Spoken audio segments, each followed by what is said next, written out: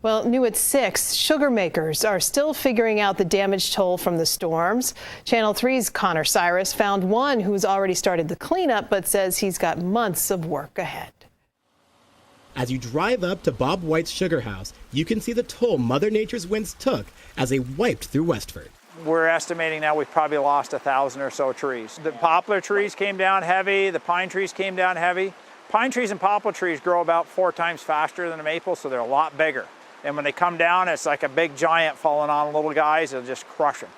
There are 2 ways the wind will take out trees.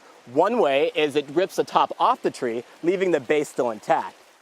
The other is when it rips the roots out from the ground, killing both the tree and the maples underneath them.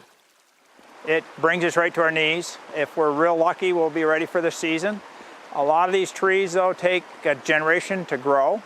His business taps about 30,000 trees each year. I focus on maple production. Maple researcher Mark Isselhart says there wasn't a lot of damage around the state, but the damage that was done will have a big impact. 1 or 2 trees can cause, several hours worth of work for a maple producer to get back up and running. Isselhart says it's going to be a while before they will have any specific numbers on the impact the storm had to Vermont's sugaring industry. There are lots of people who it's not their full-time job. And so if you think the storm happened Sunday night into Monday and they have a full-time job, they may not be able to get out into the woods and really get a comprehensive look at what's going on. Our maple business. For Bob, sugaring is a family tradition. Losing this sugar bush would be like losing part of his identity.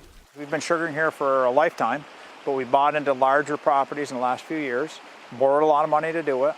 If a heavier windstorm came through, or if a fire came through or an ice storm, you could lose the entire property in a day. However, he says the important thing is that he will be able to produce this year, but he's racing against the clock.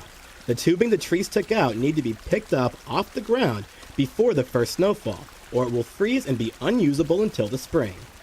In Westford, Owner CYRUS, Channel 3 News.